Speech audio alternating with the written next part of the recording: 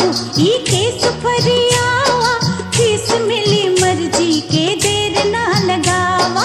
ए वकील बाबू ए गोर की बबनी, ए गोर की बबनी तनी पूरा समझावा, कैसन बा केस तोहर खोल के बतावा। ए वकील बाबू ई केस फरियावा, फीस मिली मर्जी के देर ना लगावा।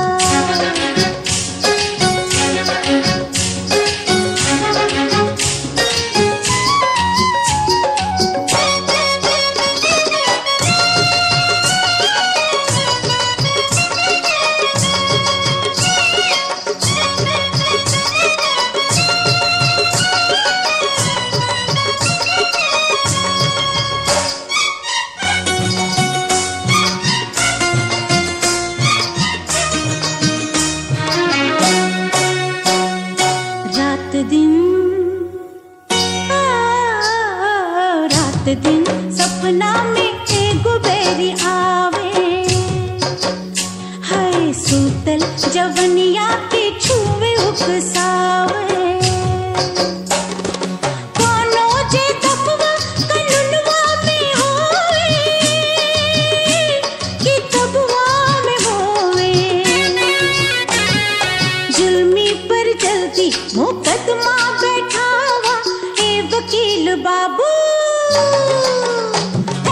ए वकील बाबू ई केस फरियावा, फीस मिली मर्जी के देर ना लगावा।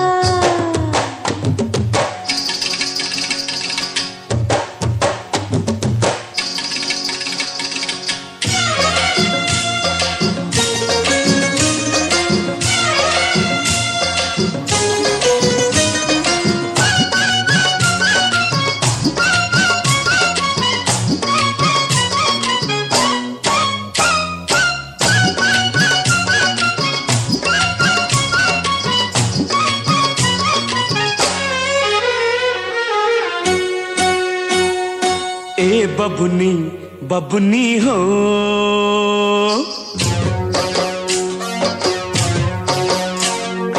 दहकल सो रहवा के बहकल उमेरिया,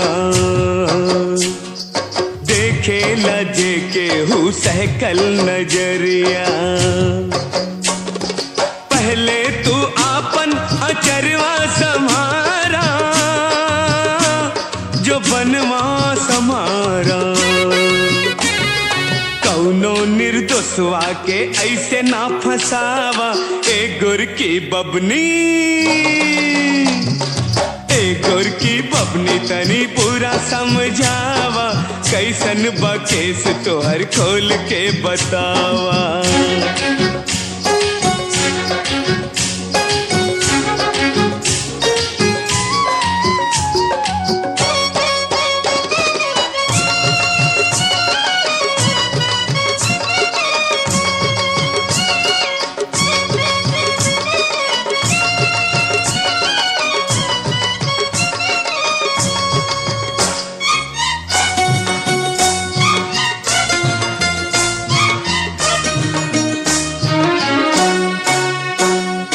बज्जर करे जो तोहर जीरो बामतिया,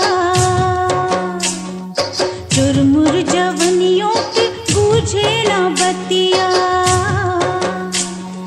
जाइब अब दोसर वकीलवा जुटाइब,